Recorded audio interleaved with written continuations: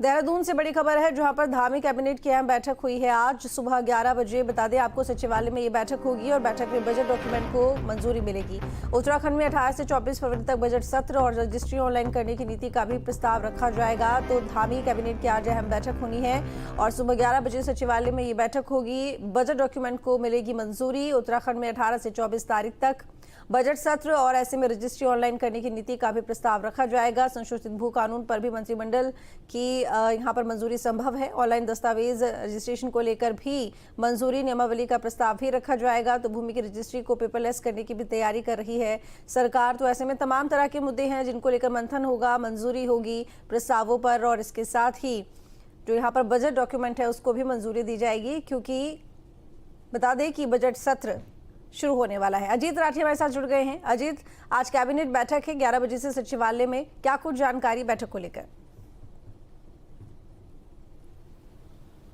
जी देखिए, अभी थोड़ी देर बाद यहाँ पर मंत्रिमंडल की बैठक शुरू हो जाएगी पुष्कर सिंह धामी की अध्यक्षता में। तो मुख्यमंत्री की अध्यक्षता में होने वाली इस बैठक में आज कई महत्वपूर्ण प्रस्ताव आने वाले हैं और सब जानते हैं कि 18 तारीख से उत्तराखंड विधानसभा का बजट सत्र शुरू हो रहा है। तो इसीलिए जो बजट का जो ड्राफ्ट है, बजट जो मनी बिल का जो एक ड्राफ्ट बनता है उसको आज मंजूरी यहाँ पर मिलेगी, जिसको बजट डॉक्यूमेंट हम बोलते हैं। यानी मनी बिल का जो ड्राफ्ट है उसको मंत्रिमंडल अपनी मंजूरी देगा। इसके साथ ही एक आर्थिक सर्वेक्षण की एक रिपोर्ट होती है, उसको भी सदन के पटल पर रखा जाना है। तो उसको भी आज कैबिनेट से मंजूरी मिलने की उम्मीद है। सबसे महत्वपूर्ण बात आज बजट डॉक्यूमेंट की है। तो किस तरह का बजट होगा, क्या होगा, कैसे नहीं होगा।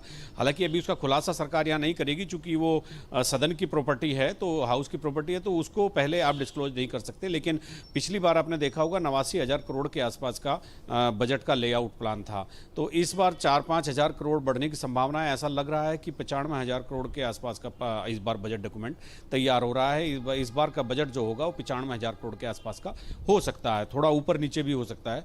तो ये एक बड़ी महत्वपूर्ण बात है। दूसरा, आर्थिक सर्वेक्षण की रिपोर्ट जो पिछले जो एक साल में आर्थिक सर्वे हुआ है पूरे राज्य का, उसमें आर्थिक स्थिति क्या है और प्रति व्यक्ति आय क्या है, जीडीपी क्या है, तो इन सब चीज़ों का एक डिस्क्लोजर होता है। वो पूरा एक मोटी किताब होती है। तो उसको आज उसके ड्राफ्ट को भी मंजूरी मिलेगी, फिर वो उसको भी सदन में पटल पर रखा जाना है।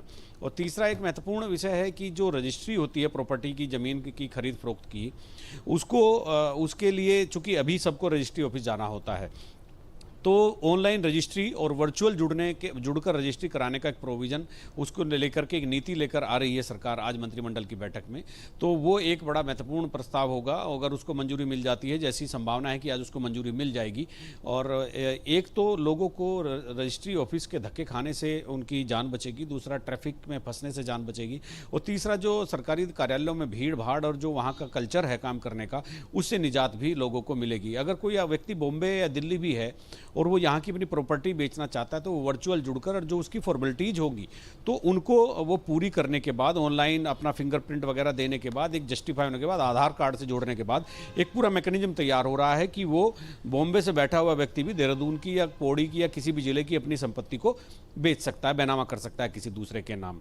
हालांकि इसके साथ इसमें चुनौती बहुत सारी हैं, चूंकि ऑनलाइन रजिस्ट्रेशन के लिए, ऑनलाइन रजिस्ट्री के लिए आपकी संचार व्यवस्था, इंटरनेट की व्यवस्था बहुत दुरुस्त होनी चाहिए। वो इन 4 जिलों में तो है, निचले जिलों में, लेकिन ऊपर जैसे दूर दराज के सब रजिस्ट्री ऑफिस हैं, आप चारधाम यात्रा पर जाएंगे, आप अल्मोड़ा और उधर रिमोट में जाएंगे, तो चूंकि सब रजिस्ट्रार जहाँ जहाँ तहसील होती है वहाँ सब रजिस्ट्रार बैठता है। तो ऐसी बहुत सारी तहसीलें हैं जहाँ पर नेटवर्किंग की बहुत बड़ी प्रॉब्लम है। तो कल वित्त मंत्री का यही कहना है कि अगर उस तरह की कोई सिचुएशन आएगी तो वहाँ ऑफलाइन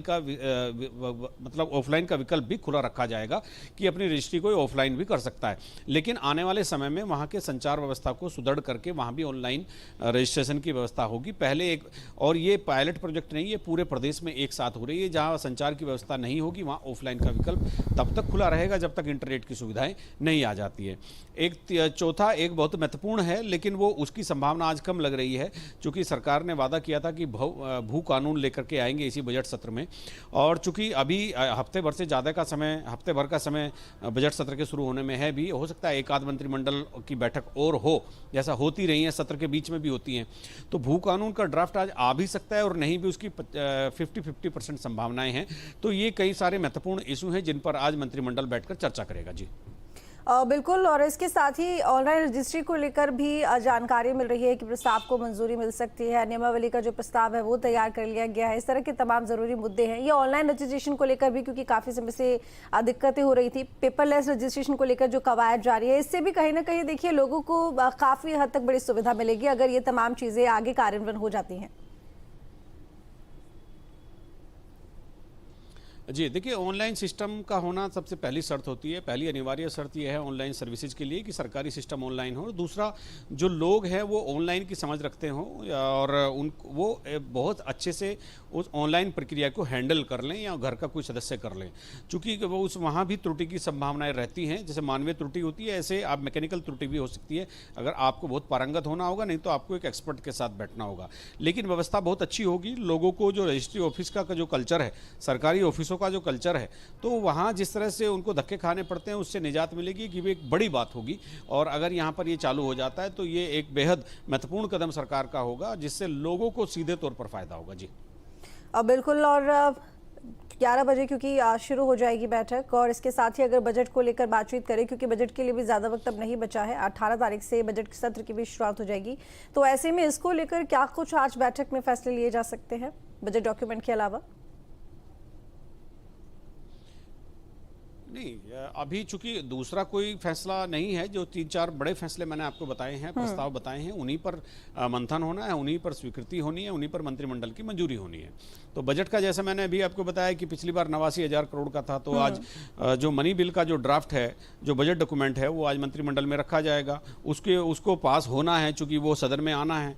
तो बजट सत्र के इसीलिए होता है कि अगले साल होने वाले कार्यों के लिए, तमाम खर्चों के लिए बजट लाया जाए।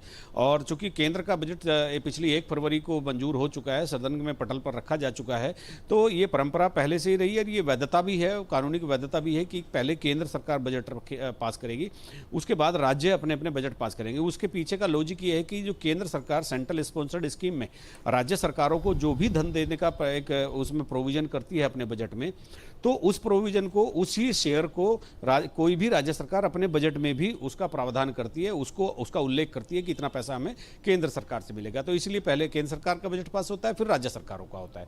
तो आज उसी बजट डॉक्यूमेंट को मंजूरी यहाँ से मिलनी है और उसके बाद में फिर चूंकि बजट सत्र 18 तारीख से शुरू होगा, उसको मंजूर किया जाएगा। जी चलिए, ठीक है, बहुत शुक्रिया आपका तमाम जानकारी के लिए अजीत।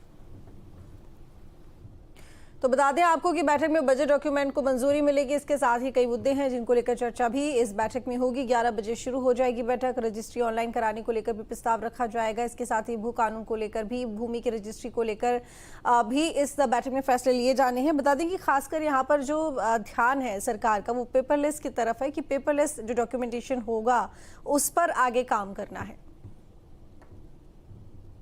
उत्तराखंड में प्रॉपर्टीज़ की रजिस्ट्री का जो एक प्रावधान है वो ऑनलाइन होने जा रहा है और उसकी पूरी तैयारी हो गई है।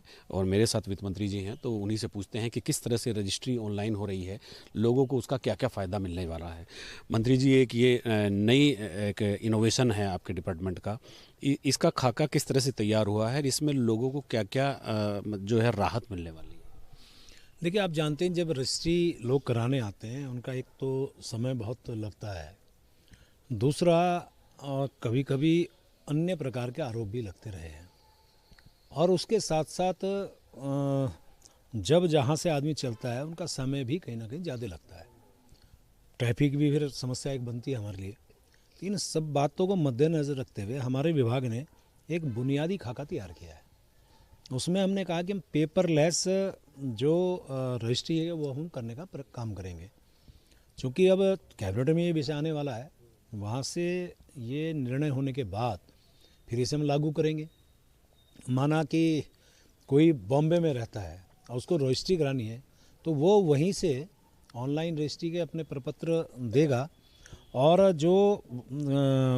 जो खरीद फरोख्त के जो भी कागज़ होंगे, प्रक्रिया होगी, वो आधार से जुड़ेंगे। तो इससे बहुत पारदर्शिता लोगों को देखने को मिलेगी, उनका समय बचेगा, भीड़ से उनको बचत होगी। यहाँ जो रजिस्ट्री ऑफिस में उनके जब नहीं आएंगे तो इस भीड़ से उनको बचत होगी। तो यहाँ से जब दफ्तर में फोटो अंगूठे के निशान के साथ ये डिजिटल रूप में स्वीकार करेंगे, तो यहाँ का जो सब रजिस्ट्रार होगा वो भी फिर इसका परीक्षण करके डिजिटल हस्ताक्षर करके व्हाट्सएप और उनको ईमेल के माध्यम से वो दस्तावेज वहाँ भेजेगा। मंत्री जी, ये पायलट प्रोजेक्ट के तौर पे किसी पहले एक जिले में लागू करेंगे या पूरे राज्य में एक साथ? नहीं नहीं, पूरे प्रदेश में हम लागू करेंगे, क्योंकि अभी तो माननीय मंत्रिमंडल के समक्ष ये आएगा और उसमें स्वीकृति के बाद फिर इसको पूरी तरह से लागू करेंगे। लेकिन एक चुनौती आपके सामने रहेगी, चूंकि ये तो पर्वतीय राज्य है, संचार सेवाओं का, चूंकि अगर कहीं ऑनलाइन कोई सिस्टम चलना है तो इंटरनेट बहुत साउंड होना चाहिए। तो पर्वतीय क्षेत्रों में बहुत सारी जगह ऐसी सिचुएशन है जहां मोबाइल भी नहीं चलते, वहां का आप कैसे करेंगे?